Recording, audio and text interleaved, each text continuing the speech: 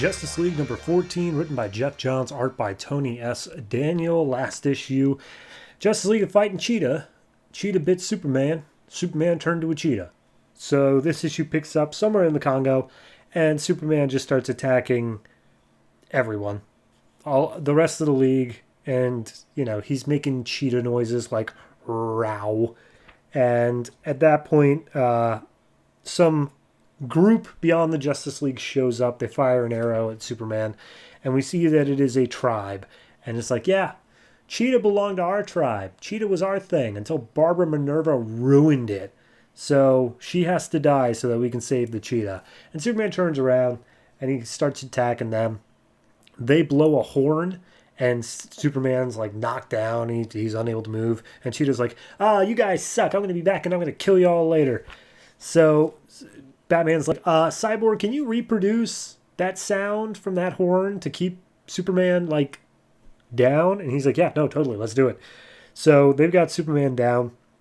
Batman and Cyborg are like, all right, we're going to stay. We're going to talk to this tribe. We're going to see if we can help Superman. Aquaman, Wonder Woman, and Flash, you guys go get Cheetah. Just deal with Cheetah. And it's like, all right, cool. And Aquaman has a plan in order on how to do it.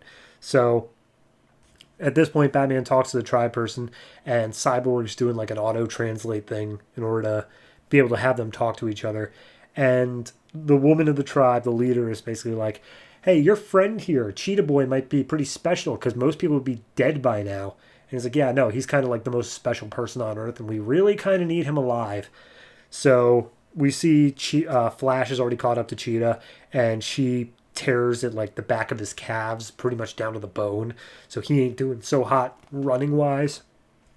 And Wonder Woman catches up and is like, hey, you stay put, Cheetah is my thing, and I don't want you getting hurt. And he's like, no, Cheetah attacked the Justice League. Cheetah's an all of us thing now, and I'm gonna help you, and my thing's already healing up, but I can get it fixed. It's not healing right, but I'll get it fixed up later.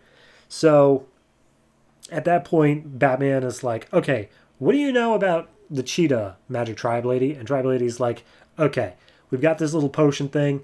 If we use it soon enough, it should stop the infection of Cheetah powers in Superman.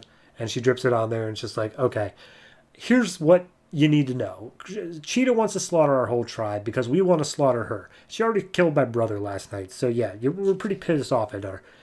And then we get into the history of Cheetah, where apparently Cheetah is a cheetah god that once every generation picks someone in this tribe to be bestowed with cheetah god powers, and they hunt with the tribe and protect the tribe and whatnot, until one day this woman's mother was chosen to be the cheetah person. She was in her cheetah mode, and she was stabbed by a knife called the God Slayer, which apparently killed many other deities, including the lioness Paquette of Egypt, the frigid Scaoi, and the mysterious alien sun god.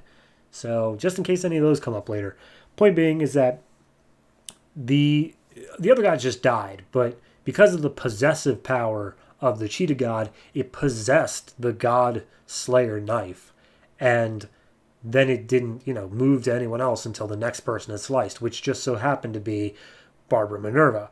And as long as she's alive, their generational protection thing can't kick into effect again. So they have to kill Barbara in order to free the cheetah spirit. So they really don't like her that much.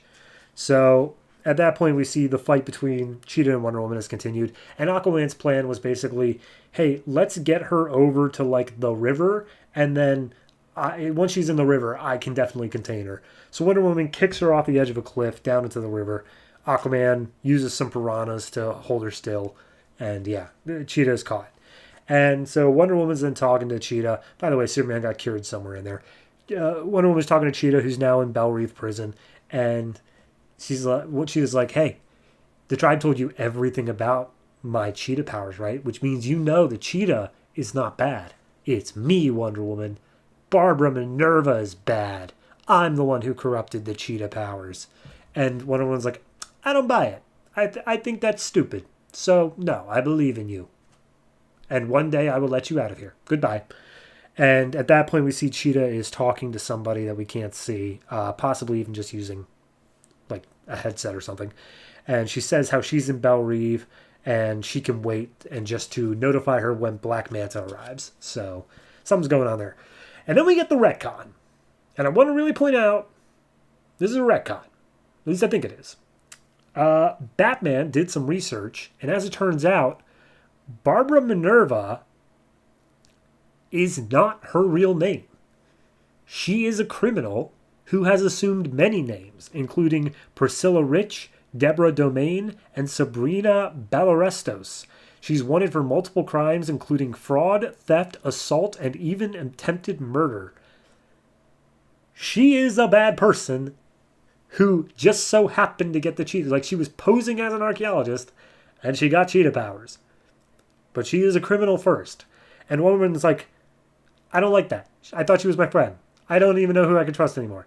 So Wonder Woman sulks away, and Superman comes after her and is just like, hey, no. You were choosing to believe in the good of people. That's a good trait. You're a good person. And it's like, I can't even trust my instincts anymore. What am I supposed to do? He's like, you can trust me. He's like, I don't know that much about you, Superman. It's like, well, let me change that. So Superman takes her down to Smallville, and they go down to a local diner. And everyone's like, oh my God, Superman and Wonder Woman are at our diner.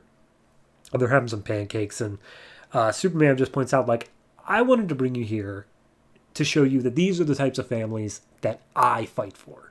This is the good in the world. You don't focus on the bad. Like, we run into enough bad stuff. You need to remember there's good in the world as well.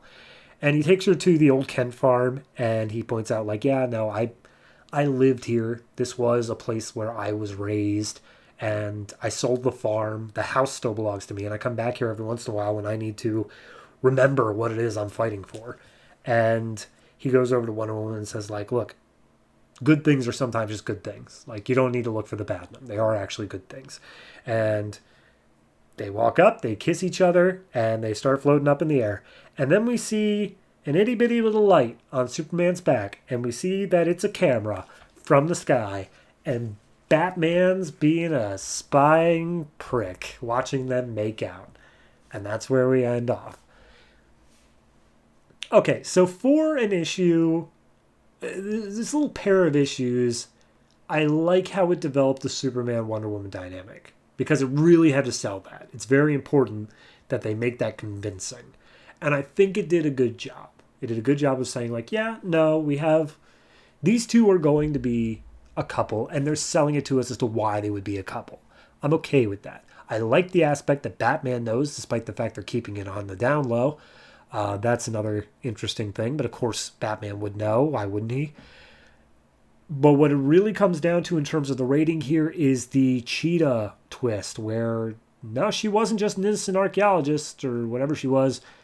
She was evil. She was a bad person. She was a villain. I can't say I like that. I think that it undermines the character a lot. So, yeah, no, I'm just I don't know. That does take it down for me a little bit here. That, I don't know, it just feels so edgy for no reason. Like, it's like, no.